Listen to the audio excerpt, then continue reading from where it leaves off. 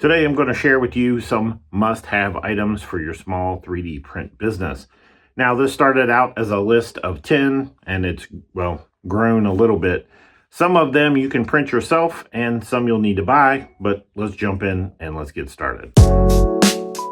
Now before we get started, I just want to give a shout out to Deep Lee for sending over some filament so we could print out these items. Thank you very much. I appreciate that. Down in the description below are some links for you guys to get some discounts on this Deeply filament if you'd like to try it. I honestly intended to make this list just 10 items, but it just kept growing. So we may go a little beyond 10 items. Let's start out with something super simple and easy to make yourself.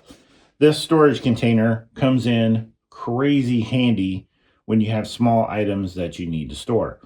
Now this utilizes a bamboo core. This is that cardboard core that you would normally just throw away and turns it into a storage container. Now I'll drop all the links to these items down in the description below so you can download them and print them out yourself. Now one thing I've seen a lot of people implement, but I just haven't had the opportunity to do it myself yet, and well, I'm getting ready to, and that's RepRack. RepRack allows you to wall mount and organize your filament. And if I can get a picture of one set up, I'll put that on the screen. This is something you could download yourself, uses French cleats to mount to your wall, and uses electrical conduit as the main rods that hold up your filament. This is super simple, and the conduit is super cheap, and it's a great way to organize your filament. Now, even if you don't design your own items, you are definitely going to need dial caliper. Reason being, if you do a print, you want to make sure that the geometry is correct, and this is definitely the best way to do that. I picked this one up at Home Depot, but you can also find these types of things on Amazon, and if I could find one that I think is a pretty good value, I'll throw it down below. If you're like me, when you get into CAD, you really like to throw a fillet on just about everything, but if you're designing a part that fits into another part, you need to know what size that fillet is. And if I can open this without it exploding and sending parts all over the place, that'll be great.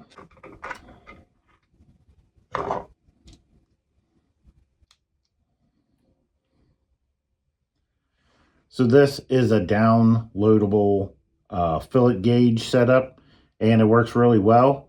But if you drop this on the floor with the lid off, it's going to explode and send these little gauges all over the place. So be aware. You might, opt to just throw them in one of these. I don't know. But I actually put this one back together finally. It exploded on me one day and I just hadn't put it back together. But me getting ready to do the video, I thought, well, the least I could do is reassemble it. But these come in incredibly handy, and you can find these on Maker World, and they're super easy to print out. Now another thing I like to use is a filament clip. I like to print these out. I print them out in PETG or ABS. That way, when I take a spool off of my printer, I can put this clip on the spool and it'll hold it in place. That's a great little item. When you get a bunch of them, throw them in a container like this, and they're easy to access every time you pull a spool off of one of your machines. It took me a while to finally do this, but I ended up printing out the scraper. They came with my Bambu printer. Actually, this metal blade came with it. And then you had to print out the rest. But a scraper is incredibly handy. So if you don't have one, it's definitely great for removing those purge lines, encouraging a print to come off of the bed that doesn't want to. The less you can touch your plate, the better off you are. So having one of these scrapers is nice for just popping those jobs loose. Highly recommend.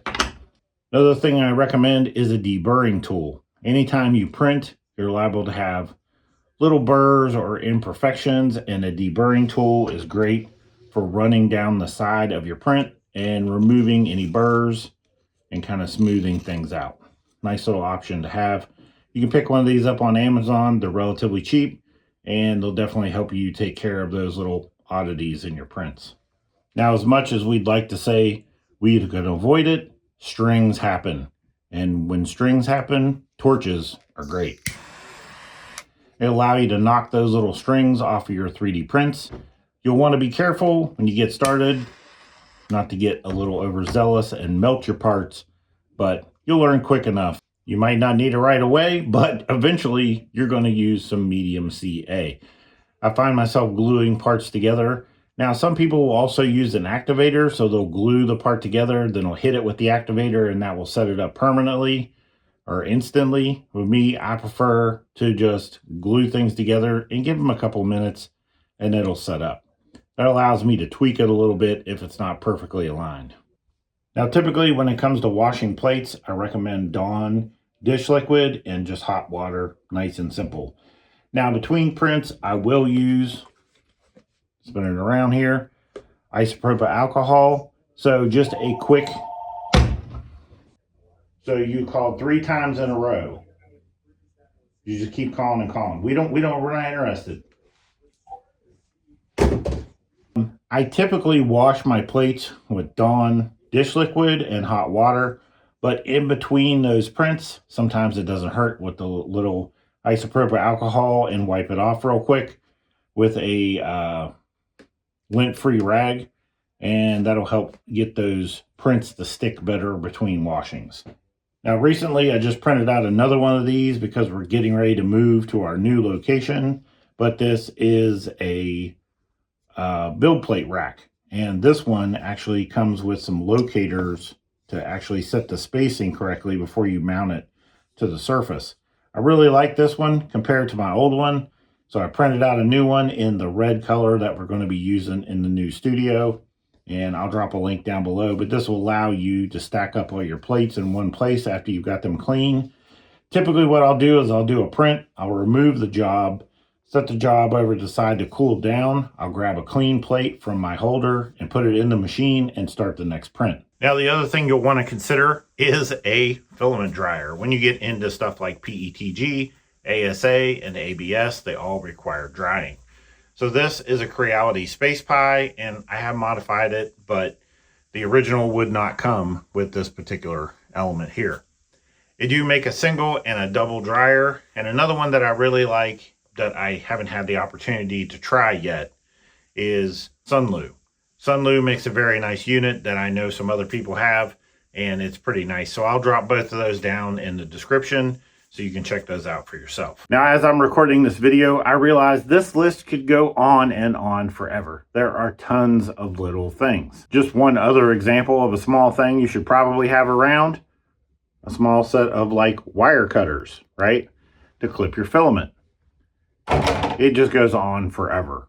But those are the first things that come to mind, and I'm going to put links down in the description to all of those items. If you have any suggestions, things that you think are must-haves for your 3D print business, hit the comments down below and let me know what those items are. But this list could go on forever. Packing tape and boxes and you name it. So if you guys want a more in-depth look on some of the stuff I recommend, just let me know and I would certainly do that for you.